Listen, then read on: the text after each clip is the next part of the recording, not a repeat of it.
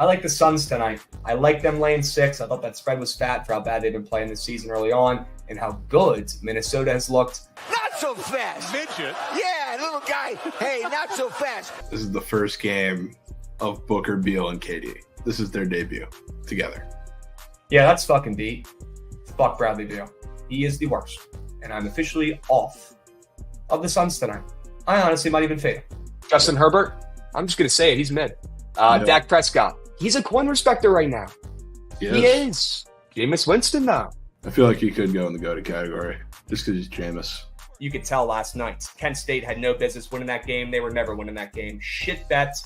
I cannot believe what my eyeballs witnessed on the court last night in the MAC. What the fuck, dude? Took Nick Bosa over 0.75 sacks. So Baker's screwed. The offensive line is screwed. Nick Bosa is going to terrorize them.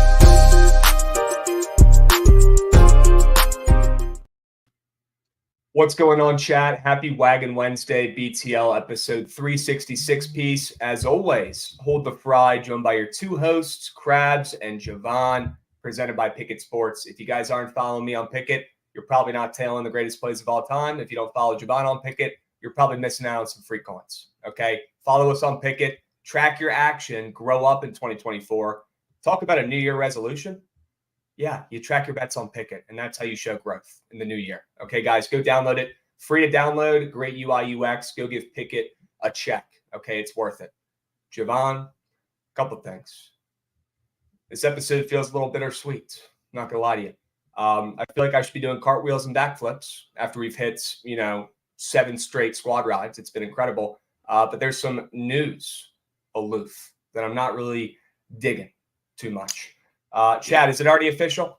Is it done? Because this one is going to hurt. It's going to hurt. I can already feel it. It already hurts. It already feels like it's done. I feel like I've seen this coming for years. It's been really tough this morning about Juan Soto potentially ruining baseball, ruining the sport, and giving the Yankees an actual living pulse and breathing chance to win a World Series when they're the worst run organization in all of sports. So, they can go out and buy all the players they want. This is the one guy you could probably go out and maybe he could actually make a difference, and that scares the living heck out of me. All I'm going to say is he's turning into the Kevin Durant of baseball, and we had him first. And I'll leave it at that. Javon, comments on Juan Soto potentially going to the Yankees? Yeah, that's an interesting move. Kind of could see it happening in the distance for a little bit. I'm just shocked they actually look like they're going through with it. So I don't know. That doesn't make me happy as a fan of a team in that division who's currently doing the exact opposite, and they're trading everybody on the team. So, yeah, Lord. And we're going to talk about it a little bit more. I'm sure it'll go down during this BTL episode. Can almost guarantee it. The deal will be done before 2 p.m. Eastern while we're on here live. Okay, chat? So keep us posted. If there's fake bangs in chat about Soto, I will go back through the chat after the show today. I will be petty, and I will ban you.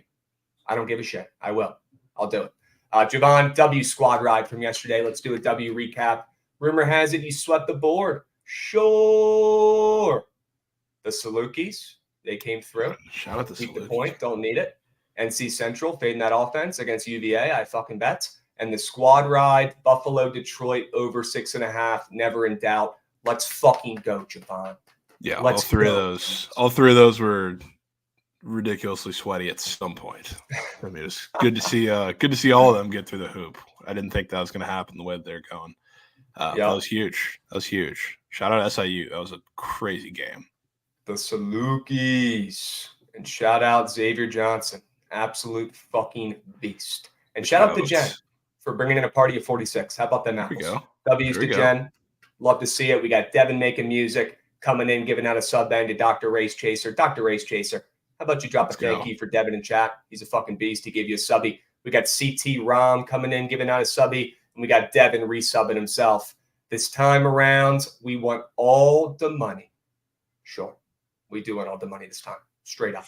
W sub banks, gents. W vibes. W plays yesterday. L hooks. L green check marks from the 4-piece, Javon. But we moved. Yeah. Hand up. My flex nuked it sneakily. Hand up. That one was on me. I came in with 2 squares. I was going to decide to pick 2 of yours, and one of the squares that I came in with I came in with a couple, but one of the ones I had on the list was Miles Kelly points. So you had the rebound. So I was like, shit, just put it together and get the PRA in there. And you know what? It was always his rebounds because he was Dennis Rodman, but shot 4-15 from the field. So not a big Miles Kelly. There's something about Miles Kelly rebounding this season. He's been a fucking rebounding beast. He might be leading the team in rebounds. I don't know what's going on with that. He's got magnets in his hands. So got to keep an eye on that. I've bet on him like 3 times, put him in entries, and I think he shot a combined like 10 for 65 in those games. So I am definitely off of Miles Kelly. And they just somehow keep getting blown out in the game. So he doesn't play the last 5 minutes, which is frustrating. But everything else was there. I did have a sneak nuke. I used the community POD Josh Hart, stuck that with Judah Mintz, and Judah Mintz was literally Steph Curry. So that was huge. Great play, great angle. Love to see that. So we were cashing yesterday. All right, let's keep the squad ride train rolling as well, chat. 7 in a row. Why not make it 8? Why not us today? Chat, drop your favorite play right now in the comments. I want to see them. What are you guys on today? What do you love? If you haven't labbed, if you don't love anything, no comment needed. But if you guys have a play you love, drop it in the comments. I want to check it out. I want to see it. All right, let's go over the King of the Board updates. This should be a W as well. 2 green globes from last night. My goodness. How about the Lopes last night showing fucking hearts? That team, they didn't have their fastball last night. You could tell they were nervous. Biggest game of their careers for probably every single person on the floor on that team. And they got it done, Javon. There was times in the second half where San Diego State and the Aztecs looked unfazed. This team is unfazed. They have ice in their veins. They've never been thrown off on a road game or anything. They're very well coached. And they've got your guy, Fedde, who came over from TCU, who, by the way, I didn't know was like 30 years old, one of the oldest guys in the nation. No wonder why he's dominating this year.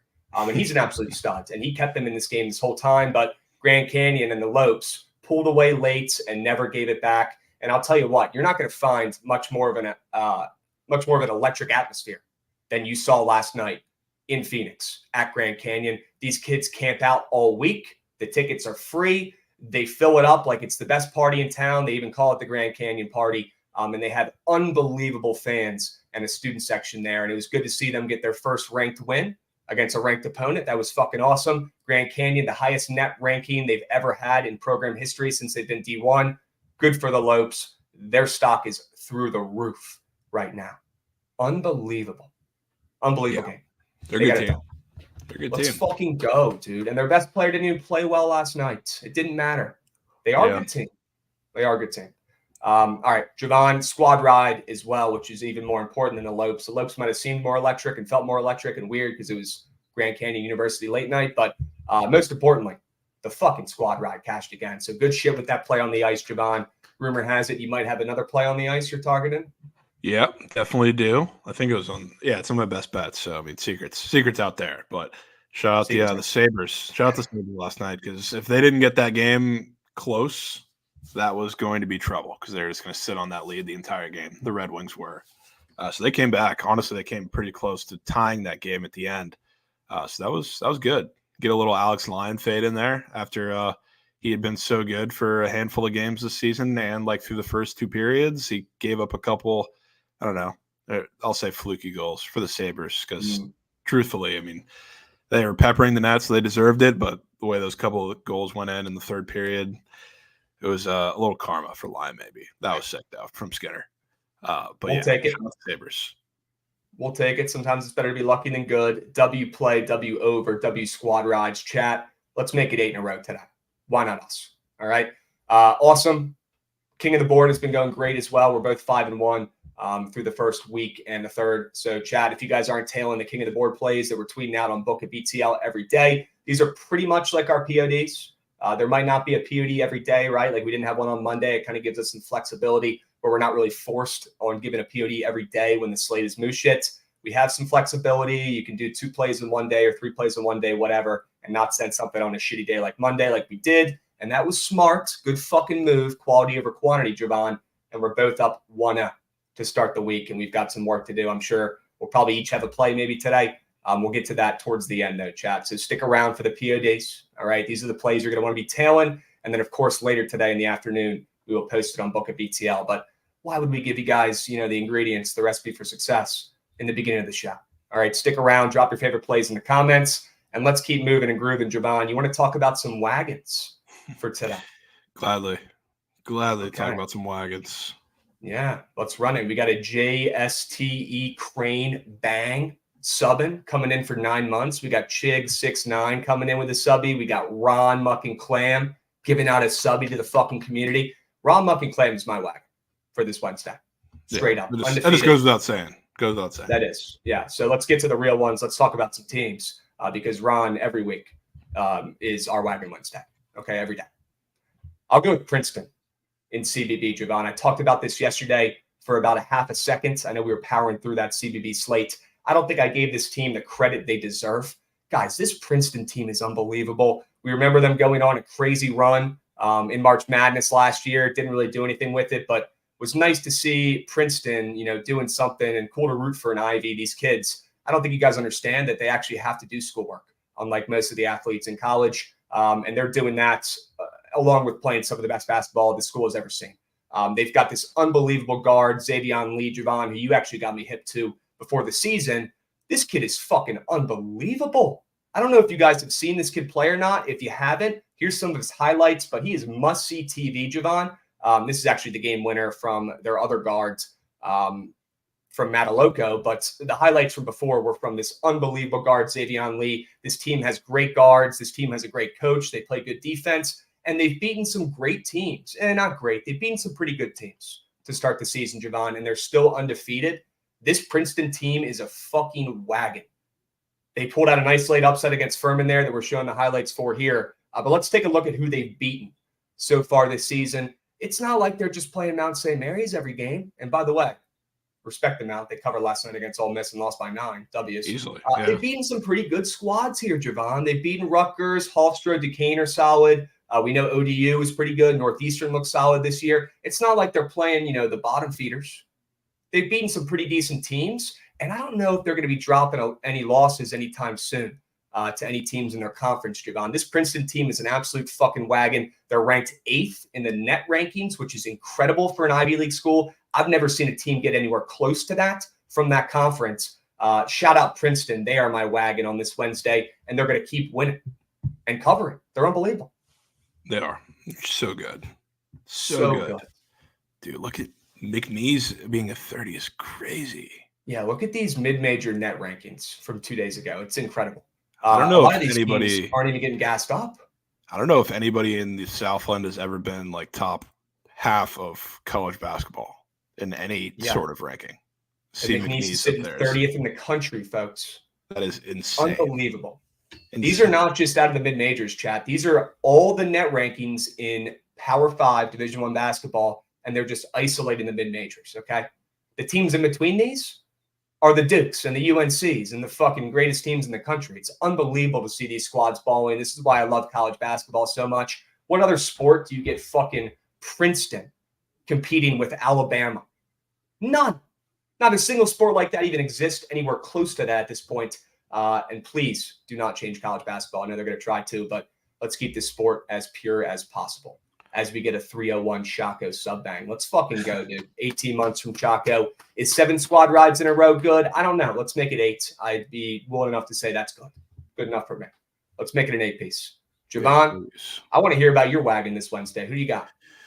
Got Xavier Johnson. And I guess you could say the entire SIU team for what they did, beating Oklahoma State for the second year in a row last night. That game was absolutely electric. But Xavier Johnson is one of the best scorers, floor generals, whatever you want to say, in college basketball. And the fact that he's doing it on a team, which, yes, they have a fantastic defense. It's how they win a majority of their games, but they don't have many consistent offensive options, and he's that guy, which is why he's averaging 24-plus points in a game per game this season, which is up there. I think he's second or third in all of college basketball in scoring, but he just does it in so many different ways. And, watching that game last night with Oklahoma State, they have a good defense. They're a good defending team. It's why they always play low-scoring games. It's not just because their offense is terrible. If he just decides he wants to go downhill and get to the rim, he can do it. It's just it's that simple. And, again, good defense, and they've played plenty of them early on in the season. And there's not many other options on the team, so the fact that he's doing what he's doing is absolutely incredible. And I think I put up here a graphic that they're showing of, I guess, added value for teams. Good, I don't know if you can pull that up. Shocking numbers to see both of these guys up there, which Mogbo deserves a lot of love too. But most wins created per game played as of before yesterday, so I can guarantee you that number started to trickle up.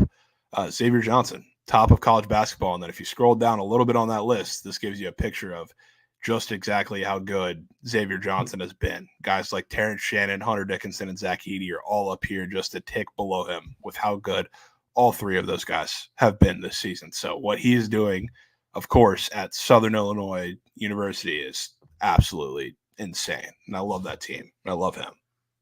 Cannot go unnoticed what he's doing. Again, another 60-year senior who's just absolutely dominating, using that experience to his advantage. Javon, I saw a tweet yesterday. He was talking about, I think it was the highest scorers, the highest ranked scorers, points per game in college basketball so far this year. And I think 5 out of 6 of them were super seniors or 60-year seniors. It's not shocking, right? These guys know how to play. They know how to win. They know how to have success. And Xavier Johnson is a perfect example of a guy who's been around for a while, knows how to win, knows how to play his game, and just proves how important it is to have veterans on your squad. One and dones are great. If you have, good chemistry and you can throw together a squad of one and dones, sure, that'll work every once in a while. But how do the majority of these teams win? How do the majority of these teams pull off upsets down the line in March Madness? It's veteran leadership. It really is in college basketball. And a guy like Xavier Johnson, I would love to see in March Madness this year, maybe being able to pull off some magic, because he really is one of the best players, if not the best player in college basketball that nobody knows or talks about. He's unbelievable. Yeah.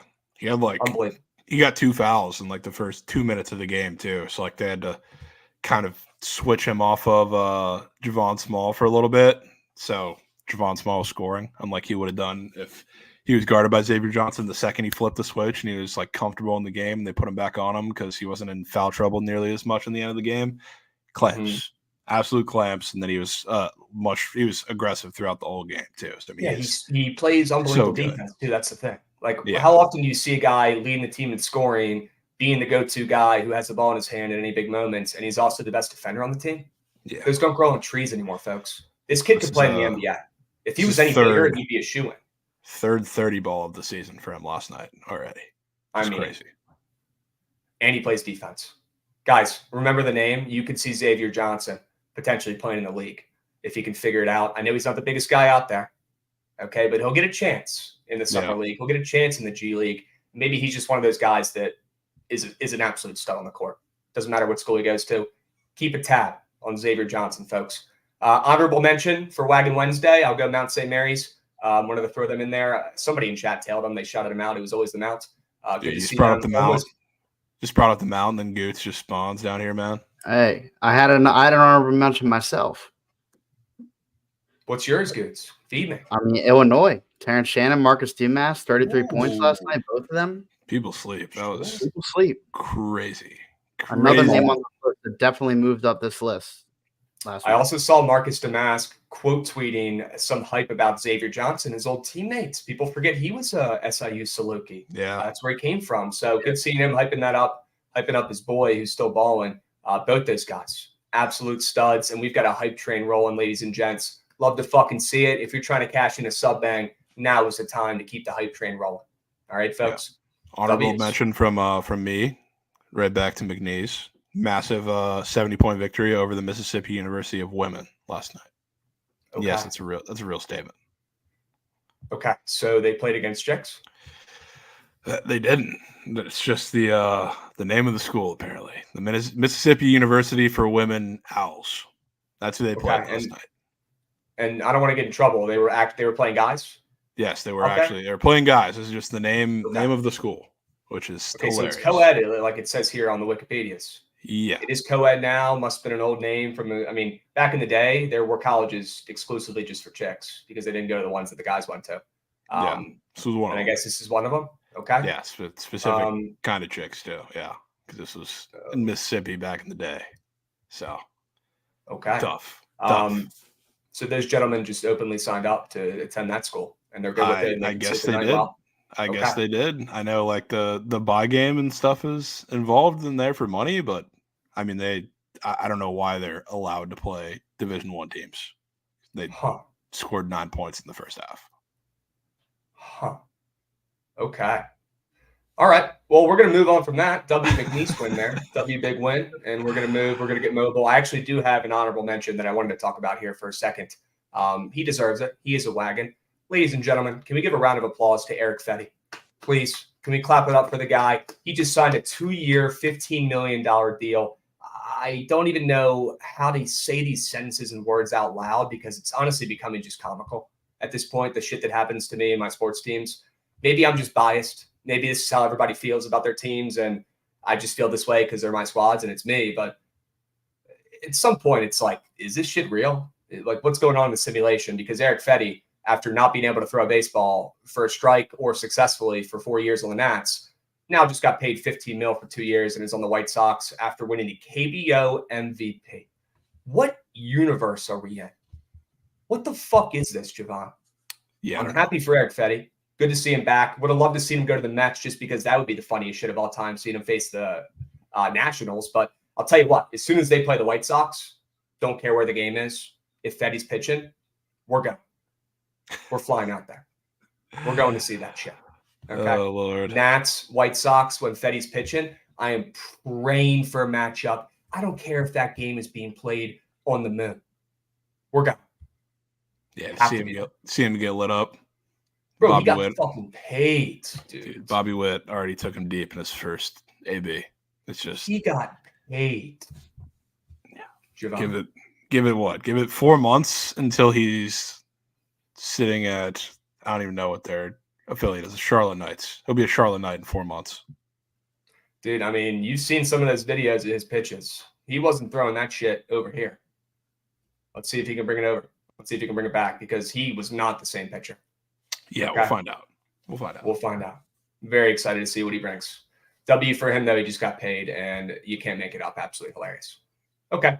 Awesome, Javon. Let's move. Let's groove. Let's gas up Grand Canyon here one more time, chat. If you guys didn't see this game last night, if you didn't throw on ESPNU like I told you to do 100 times, you missed out.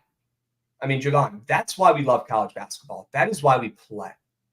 Those kids, that game, I mean, it's their Super Bowl. It's everything. And all these kids know they're going to be on ESPN. It's their biggest game of the year. They go to Grand Canyon. They don't go to Bama. This is their one night. It's their one shiny moment, folks. And they fucking got it done last night. Teams like that don't always come through in those spots because there's a lot of fucking pressure. Shout out to Lopes for getting it done on their home floor and getting their first win against a ranked team in program history. Absolutely electric. Maybe one of the best college basketball atmospheres I've ever witnessed in my life. Yeah, I mean, they were dragging kids up. They were dragging kids up the fucking stands as fast as they could. They grabbed the littlest kids in the crowd and they were like throwing their bodies up the group of students in like 15 seconds. And the ESPN camera was just following him up. And this kid was being dragged up like a rag doll. I hope he was okay. And then he gets up there, he celebrates, he's going nuts. He's like, yeah. And everyone's like, let's fucking go. They're acting like the world ends tomorrow. I had to be in that building. We should have been in that building. Holy fuck, we got to find some games, some atmospheres like that and go to this year, Javon, because that was their Super Bowl and they won it. Unlike the Eagles. All right? Yeah. Awesome W's. Shout out Trent for hitting a Fugazi 5. What else happened yesterday, Javon? I think that was a majority of it. Maybe we can talk about the play-in. Yeah, we can talk about the play-in. The Lakers game was crazy. These play-in tournament games have been surprisingly good, and I say that as a person who doesn't watch a shit ton of regular season NBA. The game last night was great. There's of course the controversial call here. I don't know how they gave the Lakers a timeout in that situation. They very clearly did not have the ball. Looked like it was loose, but yeah, maybe the script is out. Script is out for LeBron. You could kind of tell throughout the whole game to get their king into the play-in tournament championship. But regardless, he took over in that game for a while. Watching him and KD go back and forth was absolutely awesome. It's good to see that in their relatively old age. But these games are getting good. Kind of looking forward to this. Adam Silver kind of cooked with the play-in tournament. It's looking like a fantastic idea, as weird as it was to everybody when it first started. So I'll be tapped in to the play-in tournament the rest of the way. Okay. Electric games last night. Where are we at in the tourney? Like, what do we have left? What's going on? I believe those were the quarterfinals. Yeah, they're in the semis now. The semis are on Thursday, so tomorrow. Cool. W update, dudes. Fuck yeah. Yeah, Pacers, Bucks, All right. Pelicans, Lakers. Ooh, Gonna be some great games. the Pacers are in there. How about Tyrese Halliburton? I know I'm not the biggest NBA guy. I'm more locked into college, but even I've noticed what that guy's doing. Unbelievable. He's ridiculous. He's One of the best point ridiculous. guards I've ever seen. Yeah, I mean, we get to see Tyrese Halliburton versus Damian Giannis in one semifinal, and then we got, I don't know, you can single out Zion because he's been fantastic, but whole Pelicans team has been really good, and they're going up against LeBron and AD in the other semifinal. All right, so those are some pretty good games. That's going to be, into those. Yeah, some entertaining games for sure. Okay. Shark Clark, the first time I ever disagree with you, my man. If you're a student at Grand Canyons and you just beat a ranked team for the first time in program history, and it's the only day out of the 365 on earth where people even give a single shit about you or your school, I'd be storming that court. I would be. Let the kids play. Let them storm it. I don't give a hoots. Gotcha. What else we got going on here? We got Boston and Indiana last night. Indiana pulling off that upset. Showing some Halliburton highlights, yeah. Dude, he tweaked. Dude, he's ridiculous. Ridiculous. I could get behind that court too. That might be the best looking one out of all of them. The Indy one. I don't hate that one. There's some of them that just look overly obnoxious. I don't hate theirs. The Lakers look somewhat fun or somewhat normal, but yeah, I love it. Yeah. Trent always tweets about the Prize Picks hat guys. Devin Booker sold the taco for everybody, and everybody's in piss. Sure. Yeah. That's a crazy taco choice in the first place, up against one of the better defenders in the NBA. So that's another conversation. But yeah, Prize Picks Employee of the Month, Devin Booker. Sure. That's why you don't take Devin Booker overs or any square plays. Not that hard. Not against Jared Vanderbilt. That's a stupid decision. 2 words, scraps. Yeah. Okay. Javon, awesome. W segments. Let's talk a little bit more about Juan Soto. I have to bitch about this trade going on. Goods, run that shit.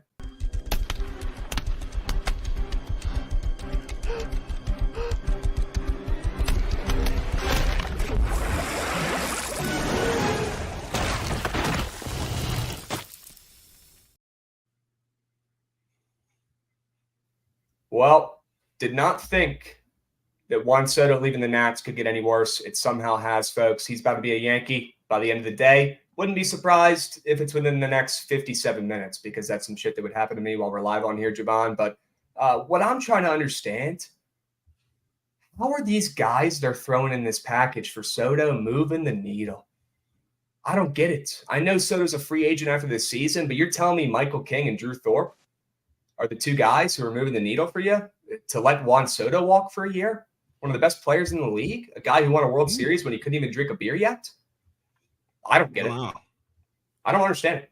I personally don't. I like that move for the Padres. Ooh, you do? I do. I think Michael King is a great pitcher who can go. I don't know what the Padres are going to do with him, but if you remember, towards the end of last year, they made him a starter. He was nails out of the bullpen, but then they extended him because they kind of needed him to. And he was lights out. So, like, that's a guy that the Padres can kind of use like they used Seth Lugo last year. So, like, I don't know if you remember how good he was coming out of the pen and then using him kind of as a back-end starter there. So I think that's fine for a rental. Honestly, I think the Yankees, depending on what goes in that final package, that's a little much because Drew Thorpe is no scrub either. Yeah, I'm not mad about Drew Thorpe. It's more Michael King only having 2 more years on his contract, and he's going to be a free agent. Literally, you're going to get 1 more year out of him than you would with Soto. Like, I just don't understand it. It's not like these guys are signed for years. It's not like Michael King is young. He's 29, and sure, he's been a late bloomer, and he's developed into a pretty good arm. But, I mean, if the Padres are getting rid of fucking Juan Soto in this trade, they're clearly selling and not trying to win a World Series this year. Why would bringing in Michael King for 2 years fucking help? What's that? Well, it did say these guys are key names in the proposal, so I assume it's not just King and Thorpe. It's King, Thorpe, and whoever else. Okay. All right. Well, until I see those names, this trade looks like a fucking steal to me.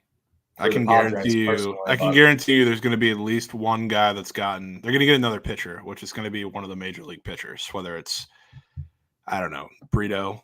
Maybe I've seen his name floating around. Same with like Randy Vasquez. Like, so one of those guys are probably going to be included, and then maybe another.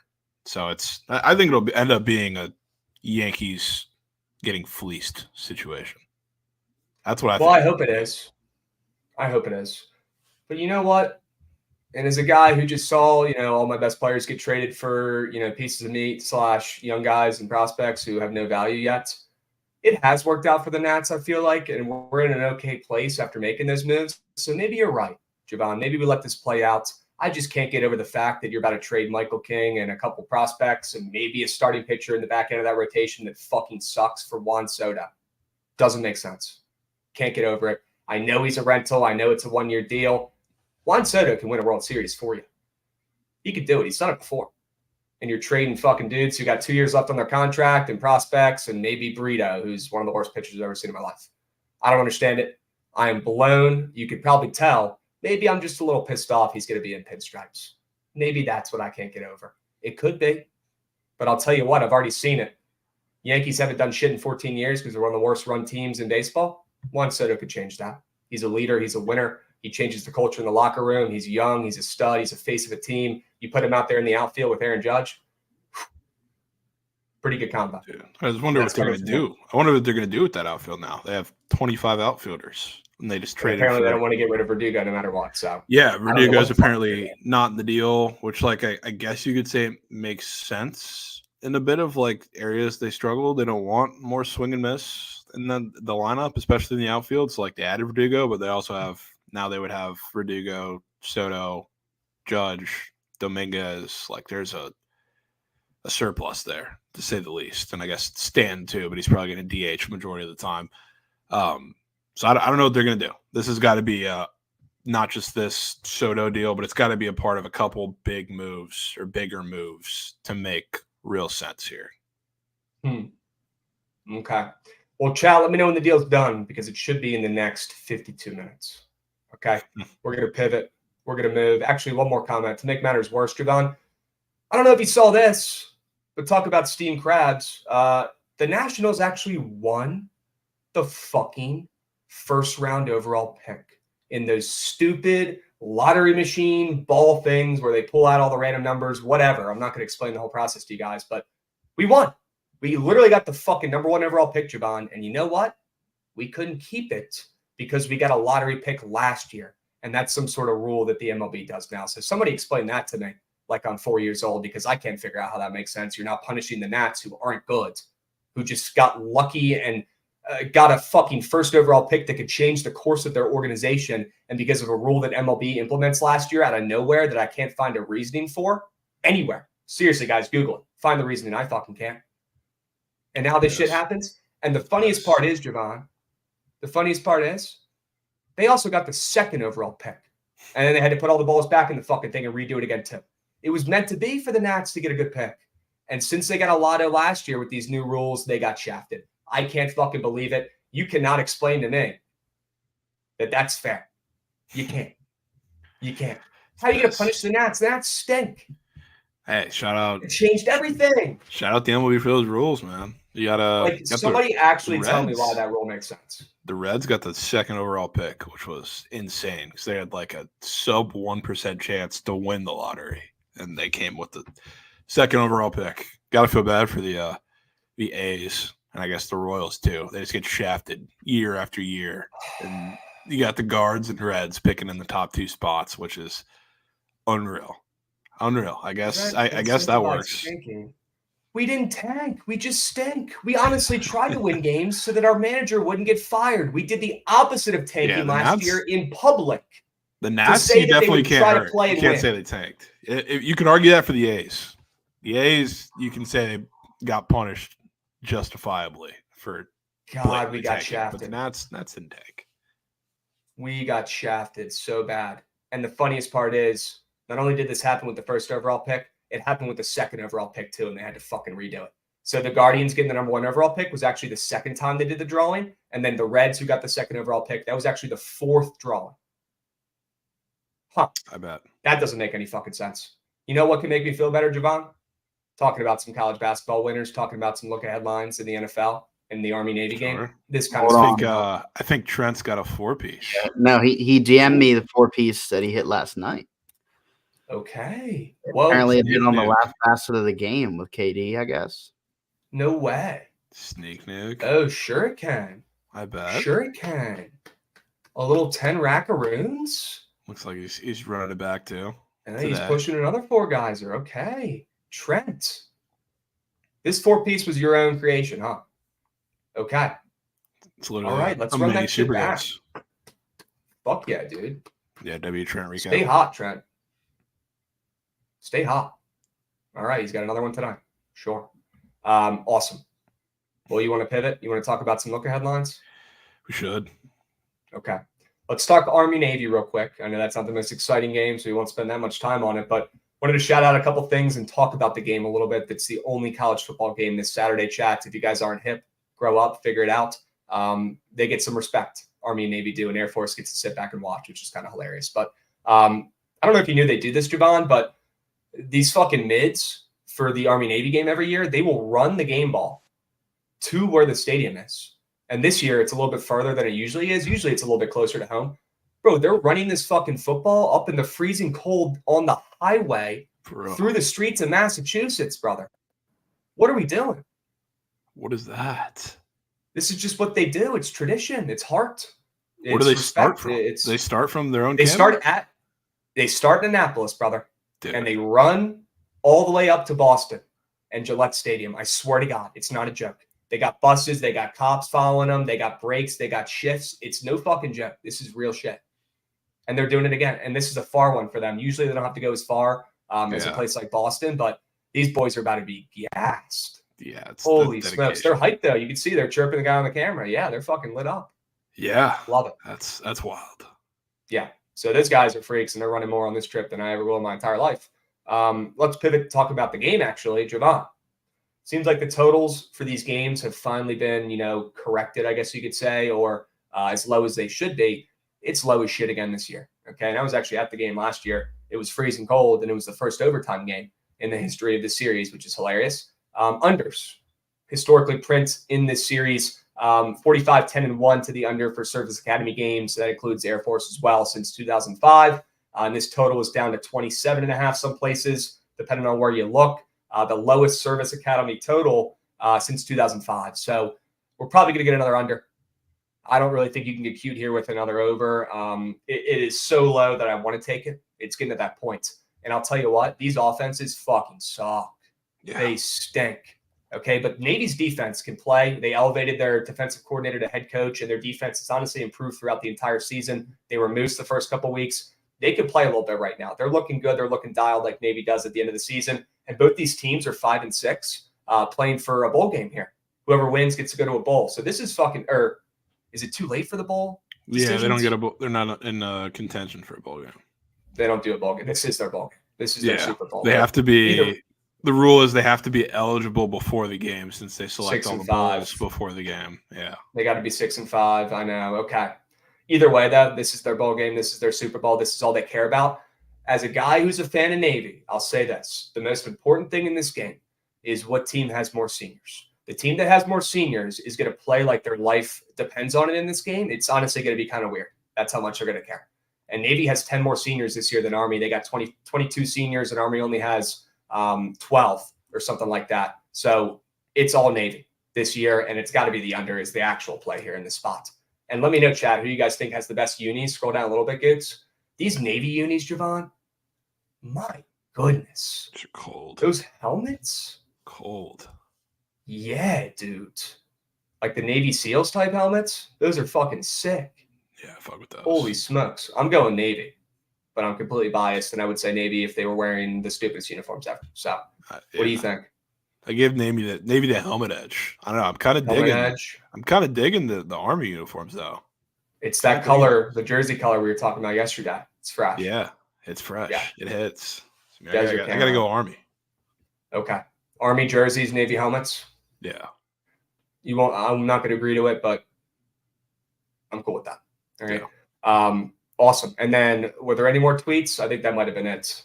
Let's talk about a couple NFL lines coming up. We could talk about this Thursday night game for 5 seconds because it's going to be that terrible. Another game with a total that's super fucking low, down to 29.5 some places, Javon. I guess it's still at 30 here on the Green Book. Thoughts on this game in total real quick before we move? I mean, we're going to have to figure something out to play in this game because it's a Thursday night game, obviously. But I don't think I would rather bet Maryland Eastern Shore against a D2, D3 team, NAIA team, whatever you want to call it, than this game if it wasn't on Thursday Night Football in prime time. So I can't tell you everybody in the world is going to be on this under. There's definitely going to be a couple squares that you can get to. I haven't taken a good look, and all of them are not out yet, but all the lines are going to be so low that you're going to have plenty of value, I think, to find regardless of the level of offense in this game. So I don't know. I mean, the Steelers -6 seems a little hefty with Trubisky, and I know the Patriots haven't scored a single, barely a point in 5 years, but 6 seems like a little bit of respect, in my opinion. So I'm interested to see where that line moves leading up to kickoff. Okay. So am I. Right now, I'm leaning the over, which I think you are too. I couldn't tell by what you were saying, but I think you're on that same wavelength. Fade the public here.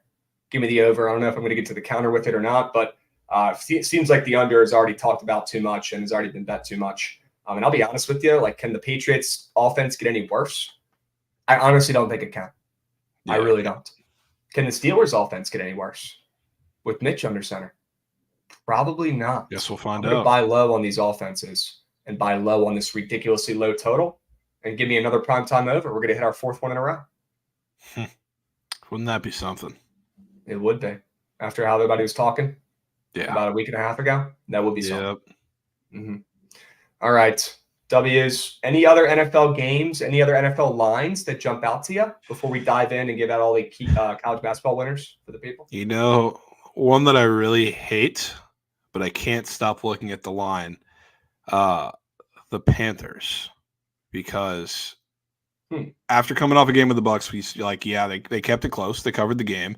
This screams like a game, really, like with the Saints and how they're playing right now. I don't know what the situation is going to look like at quarterback, whether it's Jameis or whether Carr is healthy enough to play.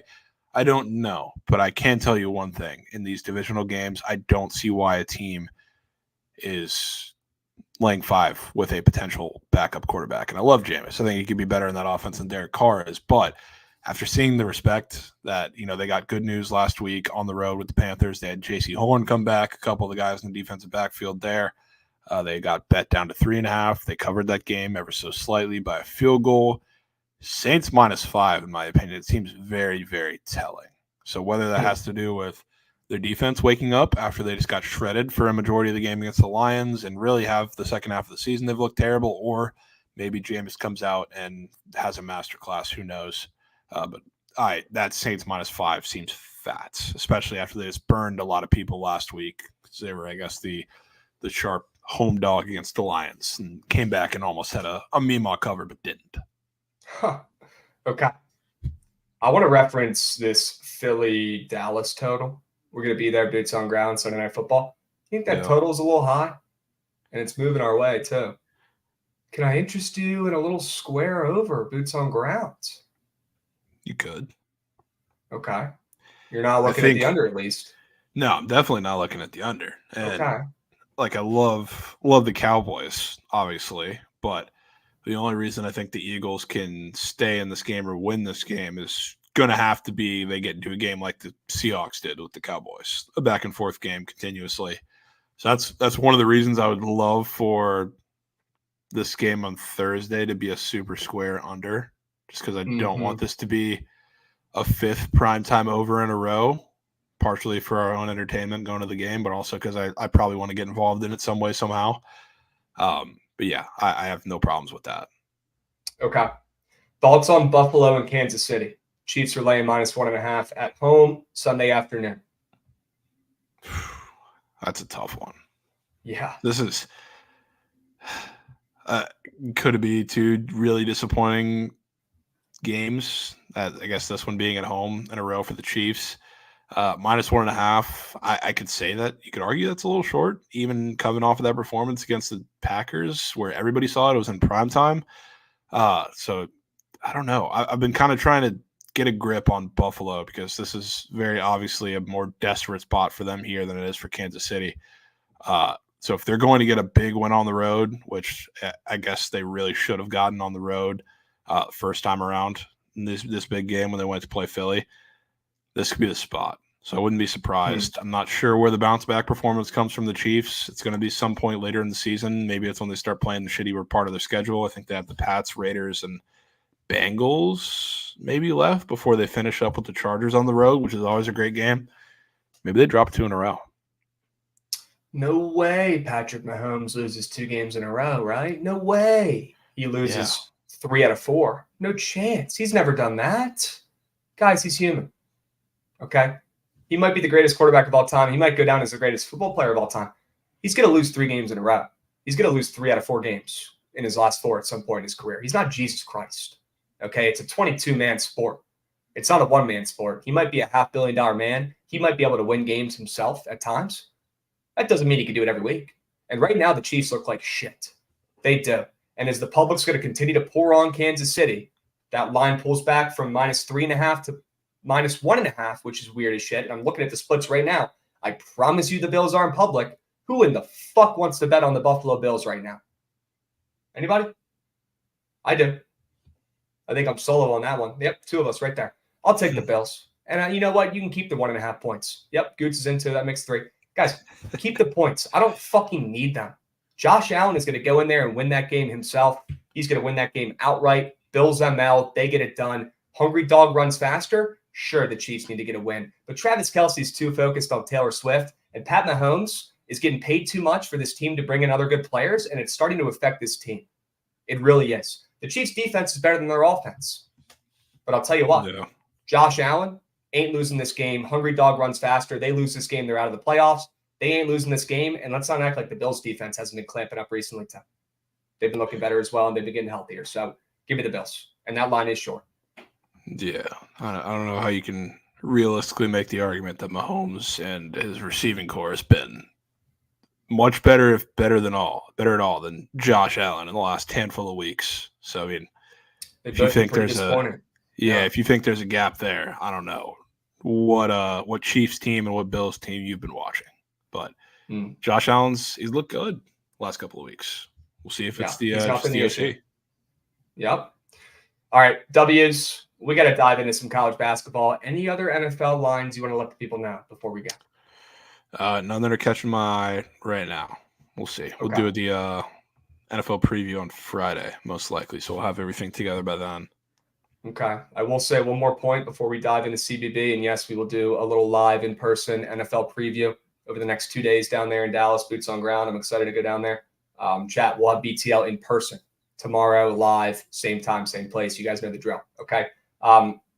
Rams on a 3-game win streak. They might be on a 4-game win streak. 3, 4, 3, I think. Either way, the Rams on a 3-game win streak and Baltimore laying 7 is fat. I know Baltimore gets respect. I know they're home. I know they're good. That's a big spread. I think Baltimore puts the Rams in their place and that defense shines once again. So I'm sure Gates can get with me there on that play. I thought you were about to say Rams. I was about to. No. Fade the Rams on a nice little win streak here and back the Ravens, who are one of the best teams in the NFL. All right? Yeah. You know, if we are talking about fading one of the best teams in the NFL, or I would say the best team in the NFL, I can't get my gut away from telling me that the Seahawks are going to keep this game close after getting torched at home on Thanksgiving against the 49ers this week. And I absolutely hate that the Seahawks are coming off of, I guess you could call it somewhat of a similar spot against the Cowboys on the road, but after getting torched, I think it's kind of the agreed upon point that now the Cowboys beat them in a game that was awesome. The Seahawks are now a bad team because that's the Dak Prescott narrative. Buy back in. I think it's going to be a close game. Okay. Buy back in, folks. This one could be toy. That's unlike you to take them in that spot. I don't like fading the Niners. I look for every excuse to back the Niners, probably on any given week, because they are the best team in the NFL, and I think it's been the case for the entire season. I don't know if I can do it this week. Okay. All right. Fair enough. Chat, let's move. Let's groove. Let's talk about some college basketball. We've got some great games today. We're going to power through this slate. Javon, any plays here early going Rutgers, Wake Forest? Anything there? Don't think I can. I don't think I can. Okay. I want to take Wake. It's just a tough spot for them. A tough spot to back them, I guess you could say. It's just like the ultimate I guess, buy somewhat high spot because they're coming off of – they're such a, streaky team. It's coming off a big win against Florida. Team is kind of going to let them do exactly what they want to do, run, high tempo, high pace, shoot the three. Rutgers is kind of going to do the exact opposite of that, but they're not at home, which is the big detractor. So I like Wake. I don't know if I'm going to get to the counter, though. Okay. Also, we've got a Chelly 5U POD. 5U POD? Has this been released? Is this out to the public? Has this been released, folks? Let me know in chat what is going on. And yeah, it is Rutgers' first true road game. And Wake Forest at home in non-conference games is literally the greatest team on earth. Chelly POD, 5-unit max play. Florida, Dallas under 6.5. Javon, thoughts? Plead the fifth. Okay. All right. We got Talano sub-banging. Vibes for 8. Vibes for 8. We're going to hit 8 in a row. Vibes for 8. We got Fedde Ben coming in, giving a subby 18 months. Fedde Ben, sneaky long. Subscription there, 18 months. Sheesh. Almost 2-piece. Almost 2 years. All right. Let's keep moving here. Let's keep scrolling. I'm not taking any of these bets. I'm not taking Stonehill today. No, thank you. They've really taken a step back this year. Thoughts on Penn State and Maryland? Almost got to the counter with this under because I just believe in Maryland's defense, and Penn State stinks this season, in my opinion. They are no bueno. The coach is gone. Their best players are gone. And Maryland's, the one thing keeping me off this game is that Maryland's coming off that atrocious loss to Indiana, and they might just do a legacy performance today and put up a big number. But with that total coming down overall, and with these two teams just matched up together, I'd see this game going under. I think both teams will be in the 60s. I could see that. I don't mind this under. I just don't know what to think sidewise of this game because, I do not want to back Penn State, but I mean, it seems like this is the spot that you should. We've been talking a lot about first road games and Big Ten play, which I believe this is for Penn State, but they are coming off of really they've been shit to start the whole season, but they just lost outright as 22.5 or 22-point favorites to Bucknell, who is atrocious. They've been terrible this entire non-conference season too. So I don't know. This feels like you should back Penn State. I just don't know if I can do it. Dude, I really think they are that bad. They are that bad. They're that bad. Yeah. And I don't think the market's adjusted. I think they're still gassing up this Penn State team that went on a run last year for a little bit. I don't think they've adjusted to how shit this team is this season. Yeah. So I'm staying off. But I see why you'd want to maybe get cute there and try to back Penn State. They haven't done a single thing or cover or won a game in almost a month. I mean, with as much respect as they show, and yesterday, it didn't work out for the favorites, but as much respect as they show to these Big Ten home teams, and you can't say Maryland's playing fantastic, but at home they get plenty of respect, and they haven't really done anything to do that or to go against that. It's only 7.5 for Penn State seems weird to me. And the fact that it came down a point too towards Penn State is really strange, in my opinion. Yeah, they'll probably find a way to cover that game. Yeah. Okay. Oh, no. I'm seeing Soto's in chat. Dead Larry Bird, you're my guy, but I will ban you permanently. I will ban you permanently if he is not already traded right now. I'm going to go check. All right, let's see. Anybody in chat? Not yet. Is it official? I don't think so. Also, mods, please do not ban my guy, Dead Larry Bird. I'm joking. But this is very important. This takes precedence over this college basketball game right now. Dude, I'm not seeing shit. It's done. I don't even know if this is a real account, but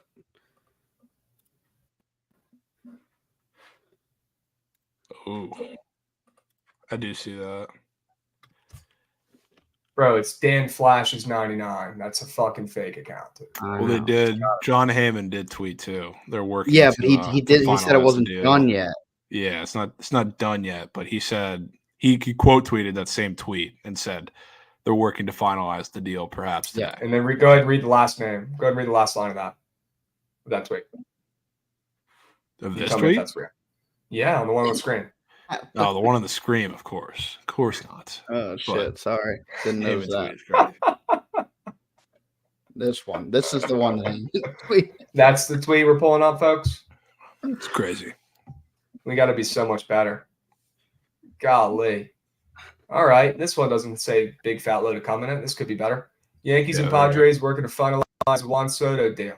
Perhaps today. King and Thorpe expected to be part of a package heading to San Diego. I fucking bet. Well, that's beat. And also, anybody who's seen the TV show on Netflix, I think you should leave, which is literally my favorite show of all time, understands how funny that tweet and that joke I just made is because it's from that show. But I don't think anybody in chat's actually seen that show. Has anybody seen it? Hand up. Somebody let me know. All right. Well, fuck this. It's not done yet because the only guy we have a tweet from is talking about big fat loads. So no confirmation there, John. It's pretty much done. Yeah, this show is goated. If you guys haven't seen this, you're either going to hate it and think it's the stupidest show ever, or you're going to love it and it's going to be the funniest show ever. Never seen people be more separate. We got Jason Hayward going to the Dodgers on a 1 year, $9 million. Okay. He wants to run it back. I thought he wanted to sign something long term, but he is a fossil. So, okay. Yeah, that should move the needle for them. Let's go back to CBB before we show any other tweets. Let's hop back in. W's.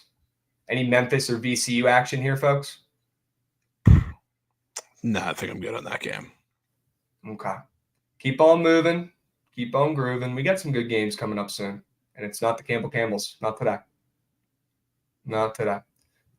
St. Joe's, an American. Can stop you right there. Okay, that's crazy. I like American. I like American. Taking a plus the points in this game, which I like American. This was my spot, I guess, that stood out to me as far as everything on the board because American, I mean, they're not very good, but they also just came off of a similar game themselves where flipped the line. They were the favorite by this many points, and they lost outright at home to St. Francis, Pennsylvania version. And now they're coming back to St. Joe's, who they've come off of, I think, 2 games that were in that little Philly, Pennsylvania type tournament, whatever. I don't know the technical name for it, but when you play all the teams in Philly, they just beat Temple. They just played Villanova as well right before that. 2 massive wins for them. And now this is a sandwich spot between those games and going to play your Wednesday wagon, Princeton. Host your Wednesday wagon, Princeton at that. Coming up on Saturday. So this screams sandwich spot trap game for American or with American in the spot where, to be honest with you, like American turns games into 3-point shooting contests very quickly. In St. Joseph's, they're not the best 3-point shooting team, so they're going to have plenty of looks. But if this game is going to get into this style of basketball, this is going to be a close game. So, like, I trust American in the spot, especially because they're not that big either. St. Joseph's isn't. So the one guy who you pretty much got to worry about for American is Matt Rogers. Goat. It's like he's their kind of stretch 4 that can stretch the floor, go outside on the perimeter, and play inside, and uses his size to an advantage quite a bit. So when you play a team that you can't really match up with, Matt Rogers, that screams points for American. So there's going to be plenty of threes in this game, plenty of Matt Rogers. I think this game is within single digits. Scary game. I think they come out close to winning this one outright at some point. Wow. Are you going to be sprinkled on that plus 800? Because that's looking at me. I might live bet if they come out and it's close kind of all the way through. Maybe after like the first half. I don't really care about we know this American team has been known to win some games outright they shouldn't and lose some games outright that they shouldn't. They're a weird team. Yeah. A lot of these teams, like with I don't want to say that it's you like want to invalidate the results of like the Big 5 thing in Philly, but they come to play in those games. Like we see very well, like Villanova's not only lost to St. Joe's, but they also lost to Drexel in that game.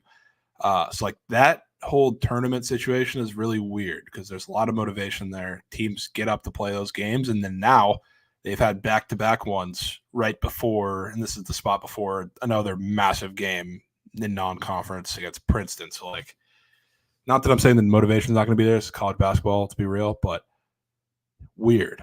I think this is a really sleepy spot at home for St. Joseph's to be in.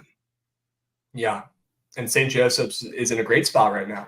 Coming off of a nice win against Villanova. They're feeling pretty good. Got one of the best records they've had to start the season off in a couple of years. Maybe American does catch them sleeping. Okay. Yeah, thinking they do. All right. Awesome. I got nothing in UMass, Towson. I got nothing in St. Bon and Niagara. Keep on moving. Keep on keeping on. Ball State, Detroit, Mercy. Let's talk about that for a sec. because I still can't figure out why an 0-8 Detroit Mercy team is a favorite against a very good 6-2 MAC Ball State team. You tell me why 0-8 Detroit Mercy is a favorite in this spot after opening up a pick'em. I can't. The only thing I could think of is that the odds have not adjusted from this team sucking because their star player from last year is gone and he was their entire team. And now that he's gone, they are one of the worst teams in college basketball, right? That's the only thing I can think of. Yeah, I don't know. I'm definitely not playing Ball State, obviously, but I'm good with getting caught up in the sharp Detroit Mercy every game until they prove that one time they can win. I mean, they're literally 0-8 and they're favored against a 6-2 Ball State team that's good. It does not make any fucking sense. Well, if we're talking about super sharp spots for shit Detroit teams, kind of off topic, but the one that I would take is with the professionals, the Detroit Pistons. Okay. +2 All right. at home. They're not favorites, but that line is very short. I know the Grizzlies are not a great team, but +2 at home. I know that the Pistons are getting healthier. Bogdan back, or however you say his name. He's back. That's going to be huge for that team. Duran's getting healthier. Everybody loves the Grizz still, though. I've seen 1,700 max plays on Desmond Bane points. I've seen 500 ladders already this morning. That should surely go well. So I'm buying into the Pistons. You want to get nasty with the Detroit team. Sign me up for that one. Okay. And I could get behind that as well. And Yeah, Devin, please don't take Towson. That's another team that stinks this season too and was good last year, and I don't think the lines have adjusted. So although I lean the Towson Tigers at home, and they are a very good home team, and they still have a very good coach, they've got some serious rebuilding to do. Javon, I mean, Ball State 258th in the Ken Palm. That's actually worse than I was expecting them to be with how they've looked this season. They played some really bad teams, though, and that record is kind of deflated, but they're 258, and Detroit Mercy is 329th in Ken Palm, and they're a favorite. Weird. You're right, though. You don't want to get involved. Oh, sure. Yeah. And before we go back to the college side of things, there's also another one that I'm interested to hear your thoughts on. See the Clippers are a favorite again? Yeah, I saw the Clippers were a favorite. And you remember what happened the first time against the Nuggets? Which this was like the motivation behind the play right after that when they were favorites. The next game, they got beat. They got boat raced for a majority of the game by the Nuggets without Jokic and without Jamal Murray. So that's when the Reggie Jackson 35-piece and Jordan double-double, which hasn't happened in 10 years. That's when that happened. So I don't know if Jamal Murray is playing today, but I know Jokic is back and playing today. And that's the difference for the team. And they're still a favorite, which is weird to me. That is interesting. I don't really know what to make of that. Definitely makes me like the Clippers, obviously. There was something when I was looking at this game. Oh, it's Jamal Murray being out potentially. Because Jamal Murray hasn't played in a couple of days. Well, he didn't play in that first game either, which is why I'm still on that. It was no Murray, no Jokic. It was Reggie Jackson, DeAndre Jordan, and Michael Porter in that game pretty much. Okay. And Denver was plus 11.5 in that game, and they won outright by 9. Yeah. Sure. Yeah. And now tonight's they're -1 with probably no Jamal Murray. He hasn't played the last 2 nights. Yeah, he's questionable, so I don't know what the story is. But, I mean, if he gets rolled in, fantastic. I mean, if he plays, and this is the spreads, it's probably going to move. If he gets rolled in, the line's probably going to move. But with Jokic playing, I still think Nuggets being a dog is ridiculous. Okay. All right. Let's move back to college. We'll move back to college. Just had to mention. All right, let's move. Let's groove. Fat Girls Inc. says he thinks he's going to play. Let's see. Yeah, I'm definitely going to wait. He's been tapped in. He's been on the save win leg here. Okay. All right. Keep moving. Keep grooving. Nothing in the Presbyterian Florida A&M game, guys. Not today. Lean Marshall not taking him. Lean Coppin State not taking him. Coppin State looked great in that last game. Got their first win. Canisius. Okay, wait a minute here. I'm confused. Canisius isn't playing Canisius. Who are they playing? What the fuck's going on with that line? Robert Morris. That seems like an error. Can we make money off of that error? Maybe. Is there money to be made off of that error on the green ball? There's no line for the Robert Morris should be. There's line. MLs for both. What does it say in the slip, Goots? If you put in like the +205. Search +205, see what pops up on the slip. It does say Okay. Robert See, Morris. all right. Piss. No free money, no free coins. All We right, tried. all right. We tried. I was like, wait a minute here. Also, Canisius is low-key a wagon. So I want that on record, too. Sneakily. Canisius is pretty fucking good. So, yeah. Canisius versus Canisius. Give me Canisius. No Canisius for me. But honestly, I lean Robert Morris. I thought it was weird that line moved from +7 to +5.5. And let's keep tabs on this, Javon. Probably not going to get to the counter with Robert Morris because I like this Canisius team a lot. But if Robert Morris wins this game, maybe the next time we see a weird bug like that, we take the bait on the dog. Maybe. All right? Just maybe. Keep our eyes peeled. We don't got to go far, Goots. Bryant and Siena. Okay, let's talk about this game. So Bryant is an interesting team this season. We know they've been in the tournament in recent years. They had that guy, Peter Kiss, who was a huge douchebag. He was really good at basketball, and now he's probably flipping burgers. Bryant has had a lot of weird, stuff going on recently. Their coach retired mid-season for mental health reasons to hang out with his family, and they're 5-4, and they're coming off of an epic win at Brown, a revenge game where they played Brown last year. Brown beat them at Bryant, and then Bryant just went back and beat Brown in their last game as a little revenge play outright as +5 dogs. Played one of their best games, if not their best game of the season so far. They put up a 69 piece. Then you go over and look at what Siena's been doing, Javon. Siena just got beat by my Mount St. Mary's Mountaineers 48-80 in that last game. They got punched in the fucking mouth by the Mounts. Yep. Absolutely destroyed. 48 points against Mount St. Mary's is embarrassing and hilariously bad. And I want to take Siena in this spot. I want to take Siena in this spot for a couple reasons. Number one, I love backing any team that gets blown out 48-80. Doesn't matter what the spread is. Doesn't matter what the teams are. I'm probably going to lean that team that just got blown out in their next spot because these are kids. They're very reactionary, and you're going to see more effort from the Siena team after that blowout than you have in all the games before that combined because their ass is on the line, folks, and they're kids. And you need some fucking motivation. You want some motivation, Javon, on a Siena team that's not that good? How about a 48-60, 48-80 loss? Yeah, that would motivate me. Yeah, that would work. And let's not act like Michael Ealy is not pretty good, too. The guard who's been there for a while. This kid can score. They've got a couple scores there at Siena. And luckily in this game, they're going to be at home. Fade Bryant in this spot, coming off a huge win. Spreads down from -9.5 to -8. I grabbed 8.5. It's 7.5 on the blue book. At least it was before BTL today. And I like that total has moved up a spec. That's a good sign for Siena that likes to score a little bit. So give me the Siena Saints, a.k.a. the St. Bernards, on the spread, +8.5. One of my best bets today. I'm in. I like it. Sure. W's. You got any other plays up here on the board? I would love to back ODU after that whole free throw debacle, but yeah, I was thinking about it. I mean, if it wasn't William and Mary, I'd probably be in, but that seems a little obvious. It's a huge rivalry game at home. That's the Super Bowl for William and Mary. Probably don't want to fade. Yep. It's kind of tough. But they suck. So I'll leave it there. Basketball brain play nuke would be ODU today. Yeah, if you're 100%. Just going basketball brain. 100%. Keep on keeping on. Keep going. Keep on keeping on. Keep moving. Keep on moving. Ooh, Dartmouth. Stop. All right, Dartmouth. Why are they a favorite? Javon in the spot. I know they're playing New Hampshire. New Hampshire is not good, but New Hampshire is 6-3, and New Hampshire opened up -1 in this game. And New Hampshire is now +1.5 against 1-5 Dartmouth, a team who's nothing special, but a team who we know likes to play at home. This Dartmouth team has been a wagon at home over the years. I hit them in spots very similar to this last year at the beginning of the season. And what did Dartmouth do? They came through and they got big-time wins at home. Now, this team is on a 5-game losing streak. Not going to sugarcoat it. They're not good. But the fact that they're -1.5 in this game is laughable. If you look at the KenPom, they're about 100 slots behind New Hampshire, and they're now a favorite. Makes no fucking sense whatsoever. Give me Dartmouth here at home. They get it done. They defend their home floor like they always do.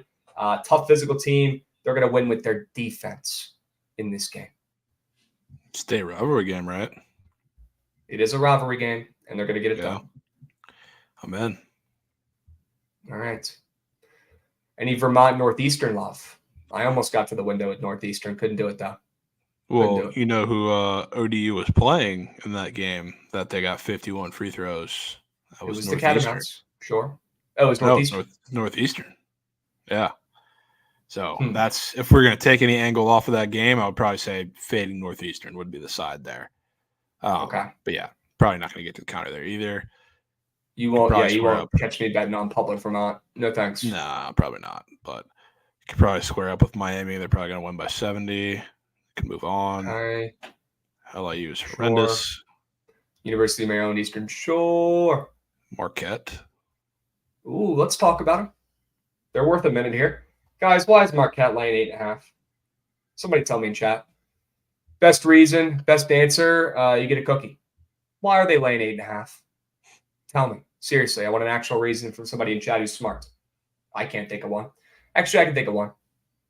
Texas stinks. And the odds makers know that. They're not good. No. They were good last year. They had their new cool coach with the cool glasses. Everybody liked posting pictures of them, and they won a couple games, and they had some good seniors. Well, they're all gone. See ya. They got a couple guys left, but nothing special. Not any playmakers, not any guys who are going to win you a game, not any guys who I'm afraid to fade. Okay? And then you look at what Marquette's got going on. I think Marquette overall is one of the best teams, if not the best team in the country this season. I don't even care that they have 2 losses. Doesn't matter to me. They've had a tough schedule. This Marquette team is fucking good. And coming off a loss to Wisconsin as a -3 favorite, yeah, I'd like to lay with them at home here in the spot and a bounce back. I would love to lay with Marquette here to win this game by 10+. I think we can all agree that spread looks fat on paper. It's fat for a reason. It is. It's because Texas stinks, and they're about to get steamrolled here, respectfully. So they had their time. They had their chance last year. They were actually good last year. I will tip my cap. Not this Texas roster, not this season. I'm out on Dessou. I'm out on the squad that's missing some serious key seniors at the guard position. They need to score.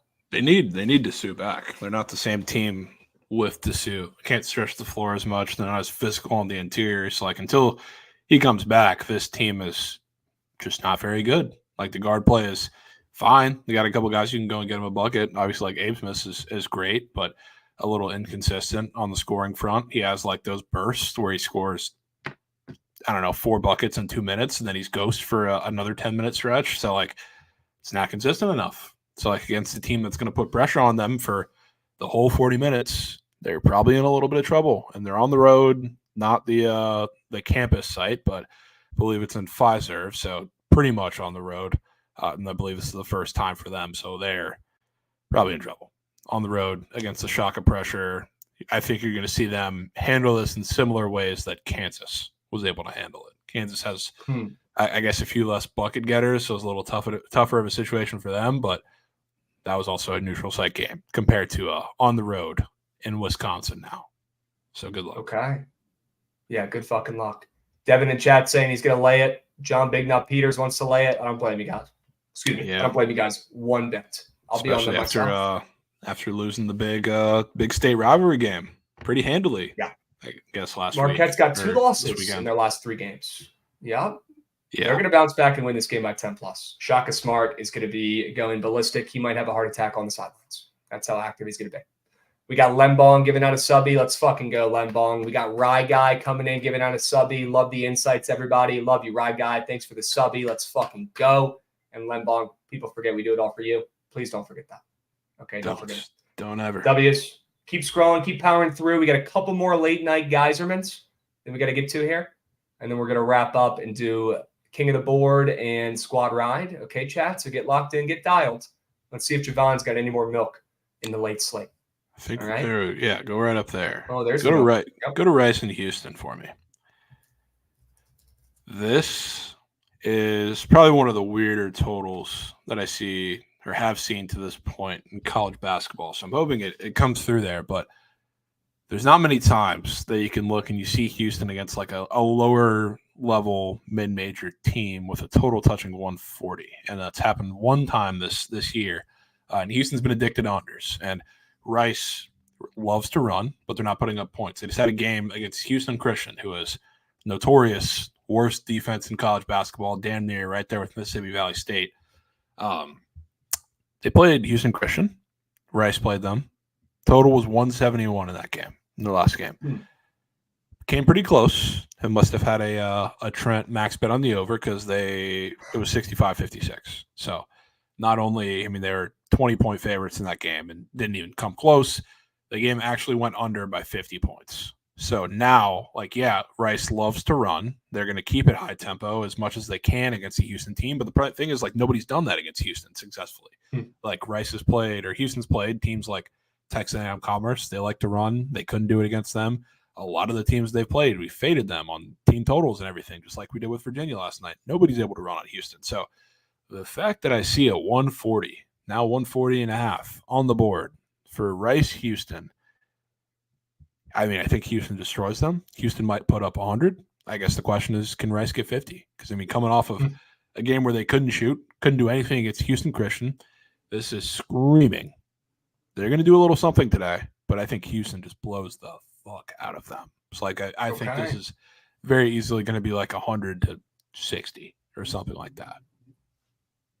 So are you taking the over, or are you landing with Houston? Taking the over because the over is the line that stands out to me more so than just the actual line on Houston. So I think Rice can contribute too, and a lot of that's probably going to come from them wanting to run in transition. But yeah, seeing that line, I firmly believe if Houston was going to clamp down Rice's defense like they've done to pretty much every single mid-major team to this point, this total would be 130, not 140.5. Okay. Yeah, the total's high, shit. There's no doubt about it. It's a little bit high. And chat's asking, why not go Houston team total over? Was there a reason that you like just the over in general? You think Rice is going to be partaking in the action? I think Houston covers, but I do think that Rice is built to contribute as well. And again, looking at the total, that's the line that sticks out to me. If Houston was touching 30, then I would say, all right, just lay it with Houston, because I think this is firmly them just putting up 100 points. But when I see, a couple points lower with the total as high as it is, I will lean into that gladly. Because, especially with Houston, I guess a couple of the times that you can say they've been somewhat subpar defensively, one of the times was the Utah game, which was neutral site. And they shot the lights out, but they still only put up 66 points. And that's really the only game. It's the only game that's gone over the total, and the total in that game was 133. And we look at on the road against Xavier, their defense was perfectly fine, but they kept it competitive. What happened in that game? That game went under this number. So the fact that it's lower than the game today is really strange up against a Rice team like this. So I will take my chances. We're getting points, folks. We're getting points. Lock in that Houston over and go about your day. All right, don't be surprised if Rice does their part as well. Okay, let's keep scrolling. Any San Fran action? That one's weird. It's San Fran's pretty clearly, I guess you could argue, the better team. But the way that I watch Vandy play at home, I guess outside of the Boston College game, which I think was their last home game, very similar spread and line.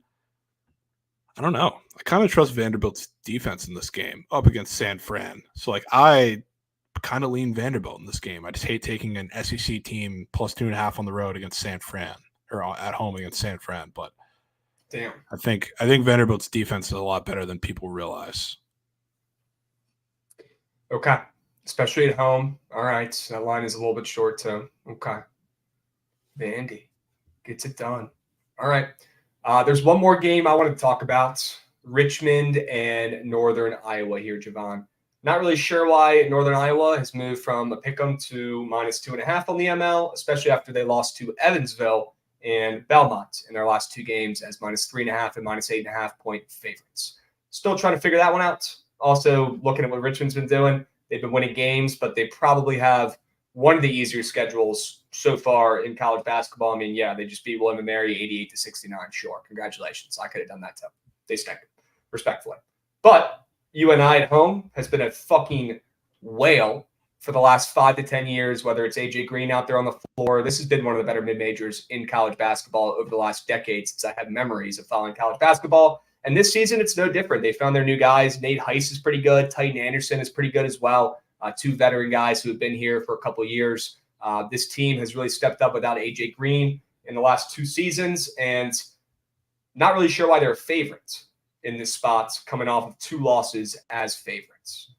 Maybe Vegas is wrong with this one. Maybe they think they're the greatest team ever, and they're not. And if you look back at the matchup history, UNI's never beaten Richmond. Not one time. And now they're a favorite here at home. I'll back UNI here at home in Cedar Falls to get a big-time win with that line move, with the sharp splits, and with two guys in Heiss and Anderson who I can trust. And Richmond, they're okay. They have a great coach, but on the roads, I'm okay with fading them. At home, I'm not fading the Spiders, but on the road, I'm good with it. So I was looking at this game because I was hoping some prize pick scores would come up from this game, and I haven't checked. But Northern Iowa has been the unluckiest team in college basketball as far as 3-point shooting goes. Like, teams are torching them with looks that are not very open. It's like there's only a matter of time before that starts to fix itself. And with the team going on the road for not the first time, I think they've had a couple of road games. Richmond has, and they haven't been particularly fantastic shooting wise at it. What a time! What a time to do it. So I'm with you there. Okay. Real life, Lembong went to Northern Iowa. Did 2K Lembong? No, 2K Lembong went to Kentucky. Okay, he was a 5-star recruit. He was unbelievable. He did not go to Northern Iowa. But W's, Lembong. We'll be betting on your team tonight. All right. Javon, let's dive in. We got a squad ride to take care of. Goots, run that shit. I want to see that train.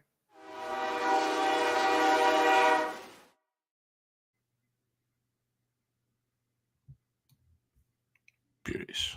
Think you are muted. Let's move. There you go. Back. Hands? Good. Yeah. Awesome. Let's keep moving. Let's keep grooving. Javon, I need your favorite couple plays. Obviously, Chad, our best bets are below for the day. If you're looking for any action, you can find it below. Javon, take my two favorite plays below that you like, and we're going to throw them in there. I'm not going to lie. I really like Northern Iowa. I think that's a great play. Awesome. UNIML, the unluckiest team in basketball. Yeah. Can we go Dartmouth? I'm down to go Dartmouth. Okay. Dart. I mean, how can we not take Dart? What a name. Got to. And I think they're a favorite now, too. So we'll put them as Dart ML. What about you? I like American. Down to put American in there. Okay. Don't know if you American. Like that one. I guess I didn't talk about the Canes yet either. They're playing the Oilers. Kind of a spot I've been looking forward to for a couple of days now, because the Canes are like usually this big physical team, but they've been getting bitched by very physical teams, and they've had to score because their goaltending is horrendous. Their defending has been absolutely horrendous. So, like, weirdly, you couldn't say this last year, even at the beginning of this year, they match up really well with the Oilers, which is still crazy to say. So I think in this matchup on the road here, I was surprised to see them this short of an underdog. I know it's the Canes, but the Oilers have been one of the hottest teams in hockey post-firing of their coach. They've been getting it together. Offenses look fantastic. This is where it comes crashing down a little bit. We get a Canes win. So now we're running short on time, so I'll stop there. But I do really like the Canes today. All right, let's put Carolina in. W's. We'll put American in, plus 14.5. And then I feel like your sell job on that total was also really fucking good. I think we should just put that Houston Rice over in there too. I kind of fell in love with it while you were talking about it. Let's roll with that. Chat, 5 plays, 5 winners. Hurry up, go, go, go. You have 1 minute to vote. Okay, 1 minute to vote, and then we're going to do King of the Boards. All right, the 5 plays, 5 winners. UNI ML, Dartmouth ML, Carolina ML on the ice, American plus 14.5, and we've got Houston and Rice over 140. Hell yes. Javon, any King of the Board plays from you today while chat gets their votes in? Yeah. I'm going to go Canes. Canes ML? Okay. Canes ML. All right. I'm going to go UNI ML, and I'm going to go Dartmouth ML. I'm going to go 2 CBB plays today and catch up after not going with anything on Monday. Okay? Good? I'm in for that. Sure. Chat, 2 plays for me for King of the Board. Northern Iowa ML, Dartmouth ML. All right, Javon's got 1 play as well tonight. And make sure you get these votes in. You got 10 seconds. Hurry up. Go, go, go, go, go, go, go. Get them in, get them in, get them in. Who's it going to be? Who's it going to be? Oh, UNI. Okay. Like it. W's. Let's fucking go. Love to see it. Javon, your eyes lit up a little bit when I pitched this play. You can get down with this puppy. I like UNI. I'm glad I won. All right. All right, chat. Let's make it 8 straight squad rides in a row. If you're not tailing this shit, grow the fuck up. Figure it out. You live under a rock. You hate money. You hate fun. You hate all the good things in life. Tail the fucking squad ride responsibly every day, like you should, because they fucking smack. And after this hits, we're going to be 50 games over 500, folks. All free every day. Consistent winners just for you guys. All right, lock in. UNIM out, and we'll catch you guys tomorrow. Same time, same place. We'll be seeing. All right, stick around for the third stream. Trent will take you through the slate. Peace, boys.